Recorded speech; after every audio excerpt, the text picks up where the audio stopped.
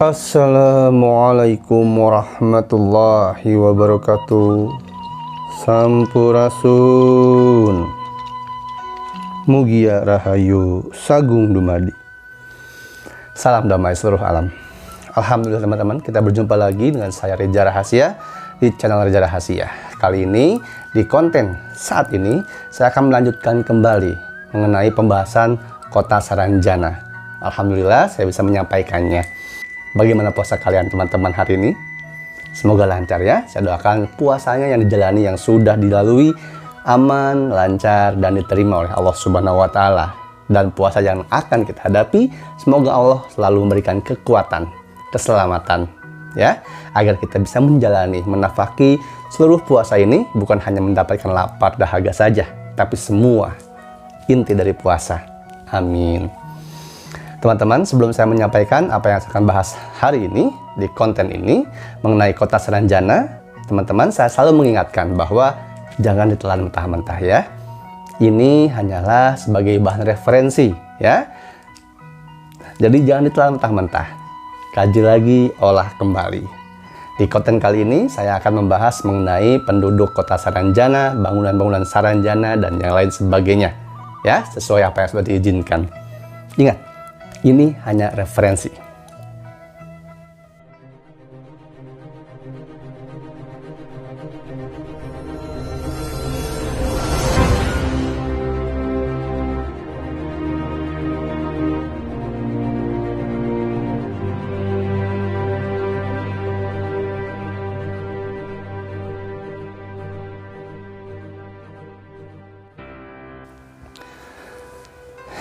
Terima kasih teman-teman untuk dukungan dan supportnya di konten saya yang pertama mengenai ungkap Kota Saranjana ya. Dan kali ini saya akan memberitahukan apa yang saya ketahui mengenai Kota Saranjana ya, penduduknya, bangunan-bangunannya, dan lain sebagainya ya. Tapi sebelumnya saya mohon maaf, minta maaf sama sekali ya, mohon minta maaf saya kepada seluruh rakyat, masyarakat, sesepuh ataupun tokoh yang ada di Kalimantan Selatan ya. Bukan bermaksud untuk mendahului, bukan untuk maksud mengatasi atau bermaksud untuk melebihi, tidak. Naudzubillah min dzalik. Ya, di sini saya hanya ingin berbagi saja, niatan berbagi, karena saya yakin berbagi itu tidak pernah rugi. Ya, apa yang saya sampaikan belum tentu mutlak kebenarannya. Setiap orang berhak memiliki wawasan, pengalaman, pengetahuan sesuai dengan apa yang dia temui masing-masing. Berbeda pendapat boleh.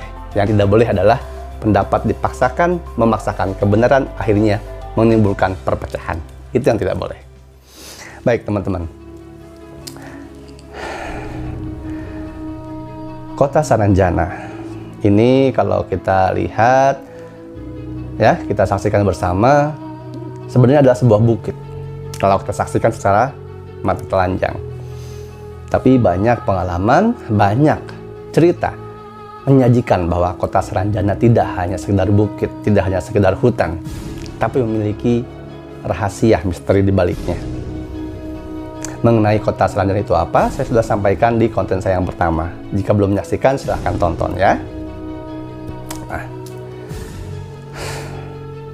Kota Saranjana ini sama layaknya, sama rupanya, atau sejenis seperti kota-kota lain yang ada di seluruh Indonesia. Bahkan, bukan hanya ada di Indonesia, di luar negeri pun ada kota yang serupa, kota yang sejenis. Jika di Indonesia, di bagian pulau lain ada Uwentira, ya, ada juga Padang 12, ada juga kalau di daerah Jawa Barat, di Garut itu ada di Teluk Gong. Terus ada juga tempat lain banyak sekali. Saya tidak bisa menyampaikan banyak beberapa semuanya, tidak, karena ada beberapa yang memang harus cukup saya tahu saja, tidak boleh dirahasiakan, tidak boleh disampaikan, dirahasiakan saja.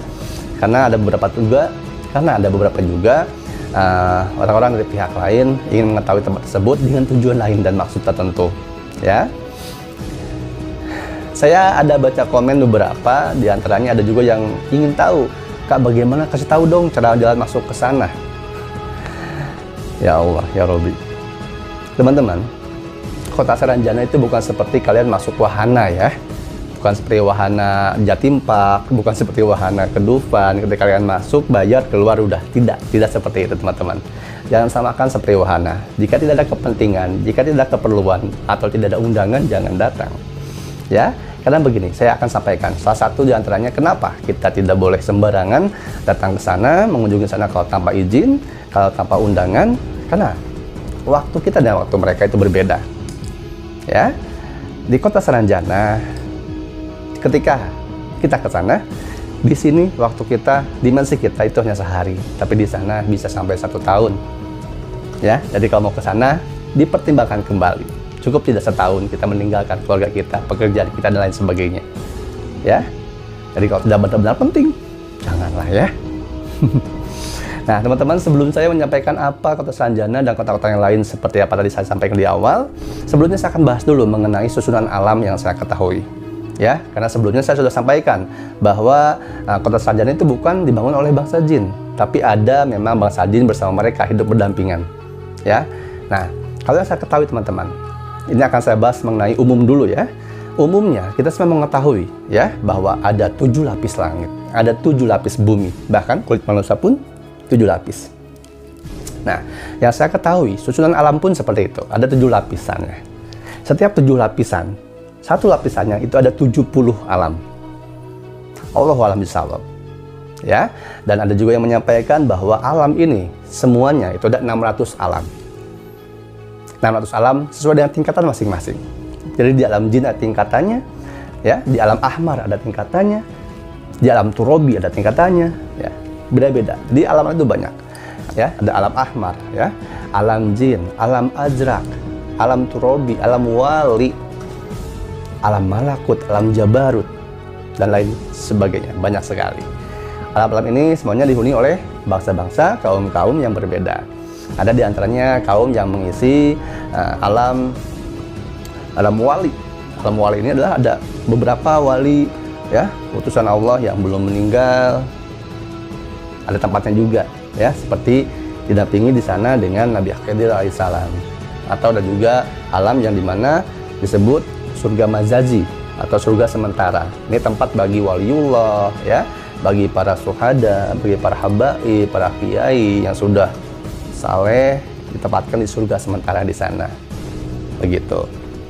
Nah, tapi ini tidak akan saya jelaskan panjang lebar ya, karena terlampau jauh, mungkin terlampau bagi beberapa orang ini pembahasannya sudah lewat ya. Artinya saya takutnya ini melebihi kapasitas teman-teman sendiri. Jadi kita bahas fokus ke kota Saranjana saja. Nah, teman-teman, banyak yang bertanya di kolom komentar, saya lihat ya di DM Instagram juga bahwa Kang seperti apa penduduk sana? Apakah sama tidak dengan kita? Teman-teman, penduduk sana itu hampir sama dengan kita.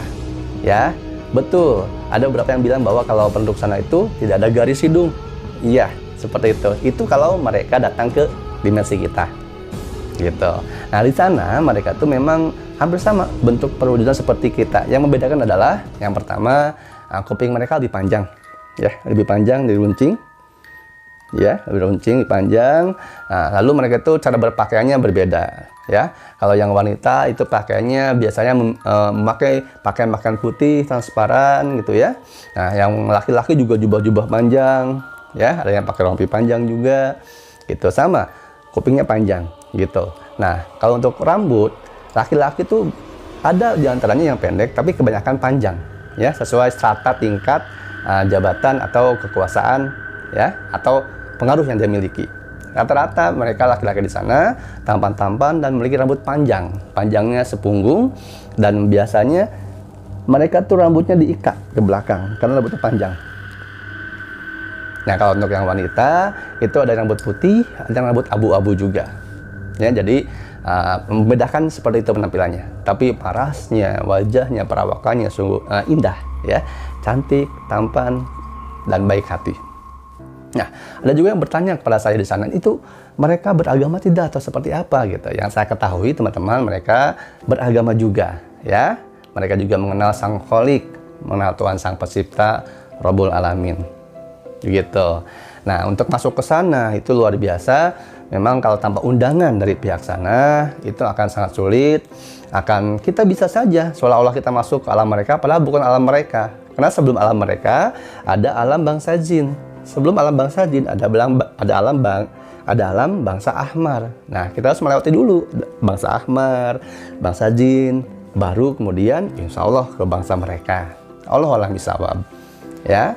Nah, di sana memang luar biasa sekali teman-teman, dari tingkat bangunan, segi arsitekturnya, banyak diantaranya gedung-gedung mereka dilapisi oleh emas. Tapi emasnya emas putih.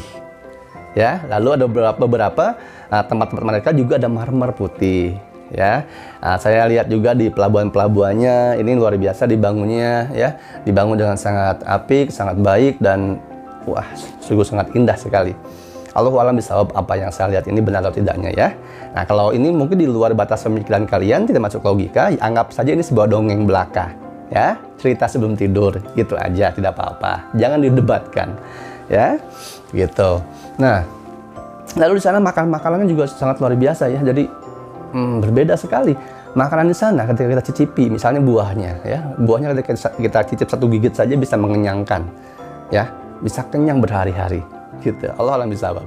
Nah, buah-buahan di sana kalau kita bawa ke alam kita, ya, akan berbeda bentuk. Jadi mereka tuh memiliki sosok yang tinggi besar, melebihi manusia yang ada sekarang ini, ya, dan makanannya pun seperti itu. Buah-buahannya ukurannya besar.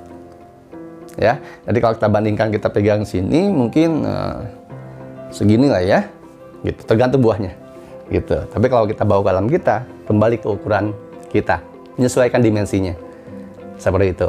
Nah, lantas ada juga bertanya, Kak, kok kenapa tiba-tiba mereka kok bisa ada nggak terlihat, bisa dari kota gaib? Itu seperti apa awalnya? Seperti apa kisahnya?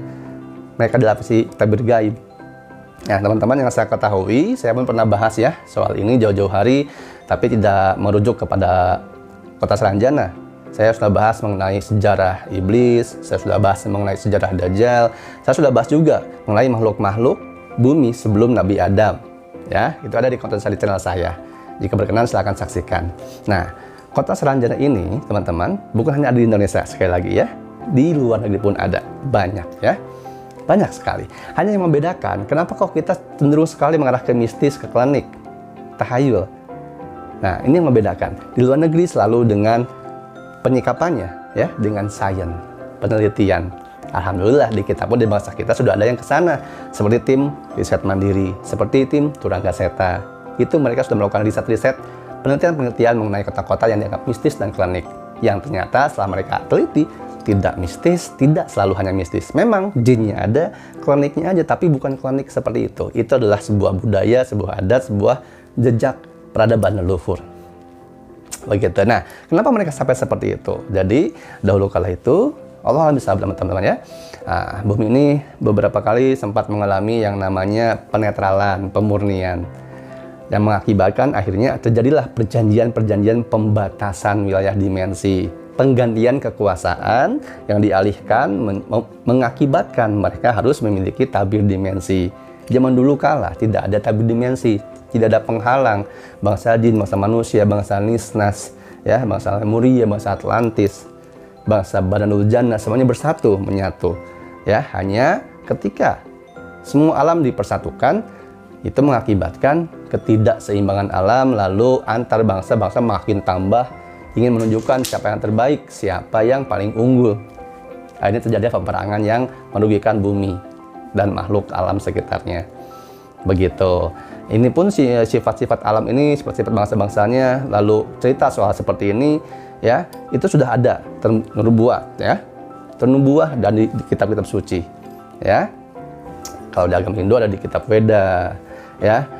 Nah, di kita, di agama Muslim ada juga di Al-Quran. Di mana kisahnya, Kak? Ada di surat Saba, ya, kisah baginda Sulaiman ketika dia ingin memindahkan kerajaan Ratu Balkis, ya, bahwa siapa yang bisa memindahkan kerajaan Ratu Balkis dalam sekejap, maka di situ ada bangsa jin yang bilang, hamba bisa yang mulia, ya, sebelum yang mulia berdiri di tempat duduk, itu sudah kami pindahkan kerajaan Balkis. Tapi ada satu orang yang bilang bahwa sebelum itu hamba lebih cepat lagi. Sebelum baginda berkedip, selesai berkedip, kerajaan Ratu Balkis sudah pindah ke sini. Dan itu konon yang bilang namanya itu adalah Saif Arbaqiyah. Dan itu bukan bangsa jin, itu bangsa manusia. Nah, dari nama ini, Saif Arbaqiyah, lalu terkenalah sebuah portal yang bernama Barka. Allah alam bisawab. Ya, Barka, Burok, dan lain sebagainya. Allah alam bisawab, teman-teman. Ya, begitu. Nah, Untuk melintasi ke sana tidak semudah itu, tidak segampang itu, karena ada beberapa konsekuensi yang harus kita hadapi, yang harus kita terima. Sekali lagi, jangan sembarangan, jangan menganggap bahwa tempat itu adalah sama seperti wahana, kalian bisa pulang pergi begitu saja, tidak bisa, ya, tidak bisa. Kita punya beberapa yang diundang, itu baru bisa, ya. Kalaupun saya beritahukan di mana letak masuknya, di kota mana lagi yang ada, itu membahayakan juga. Artinya membahayakan posisi mereka, membahayakan posisi kita. Karena bangsa lain, ya, kita sebut saja dark side, juga menantikan, juga ingin mengetahui lokasi-lokasi tersebut. Bahkan dahulu zaman Paduka Soekarno, presiden kita, diburu oleh semua bangsa. Negara kita dijajah itu bukan hanya karena ingin menguasai rempah-rempah, tapi ingin juga mengetahui portal-portal dimensi yang ada. Dan Paduka Soekarno memiliki kunci dan tahu di mana portal-portal itu berada, gitu, supaya tidak terjadi kehancuran penguasaan pada satu kekuasaan, maka dirahasiakan tempat-tempatnya. Ya, mudah-mudahan apa yang saya sampaikan bisa bermanfaat. Di kemudian hari mungkin saya bisa sampaikan lagi apa yang saya ketahui dan apa yang boleh saya sampaikan. Yang pasti apa yang teman-teman sangka, apa yang teman-teman lihat, kegaiban, mistis, ya, kengerian, itu tidak selalu klinik, tidak selalu mistis. Jika diteliti dengan penelitian yang baik, maka itu akan menjadi sebuah penelitian yang saintifik. Ya, apa yang membuat manusia takut adalah sesuatu hal yang manusia tidak mengerti. Ketika manusia tidak mengerti, manusia menjadi takut, dan rasa takut itu yang dikontrol oleh beberapa pihak dark side, untuk membuat manusia itu selalu menjadi bodoh, tidak berkembang pemikirannya. Tidak mengerti dibilang mistis, tidak paham dibilang klinik. Itu yang membuat kita tidak berkembang. Di kitab suci semua sudah tertuang. Kenapa kita tidak berkembang? Karena kita ditekan pola pikir kita dengan doktrin dogma. Seperti itu, teman-teman. Mungkin saat ini video saya mengenai penduduk kota Sanajana, ya, dan apapun yang saya sampaikan tadi, ini cukup sampai di sini dulu. Insya Allah nanti ada sambungannya kalau sudah ada izinnya kembali untuk menyampaikannya, ya. Yang bertanya, Kang, bagaimana Padang 12? Kang, bagaimana Wentira? Serupa, sama saja, ya. Serupa dan sama saja, hanya penghuninya saja yang berbeda-beda. Lalu untuk transportasinya, mereka transportasi luar biasa, ya. Sudah lebih dari kita, ya. Di bawah tanah kita saja sudah ada yang teknologinya 1000 kali lipat di atas kita. Mereka pun sama seperti itu, ya. Dan ingat janji Allah, ketika Allah berkehendak mengumpulkan semua makhluk ciptaannya pada satu masa, maka itu tidak akan bisa dihalangi oleh siapapun, dan itu akan terjadi nanti. Allah alam bisawab. Yang pasti, apapun yang saya sampaikan, teman-teman, ini hanya bahan pemikiran saja, referensi, ya. Yang terpenting bagi kita saat ini adalah apa? Memperbaiki diri, tahan amarah, tingkatkan ibadah, ya. Jaga hati, jaga pikir, jaga rasa. Semua yang terjadi akan terjadi sesuai dengan ketentuan ilahi Robbi. Jangan takut. Sampai ketemu lagi, teman-teman, dengan saya Reza Rahasia. Wassalamualaikum warahmatullahi wabarakatuh. Salam damai seluruh alam.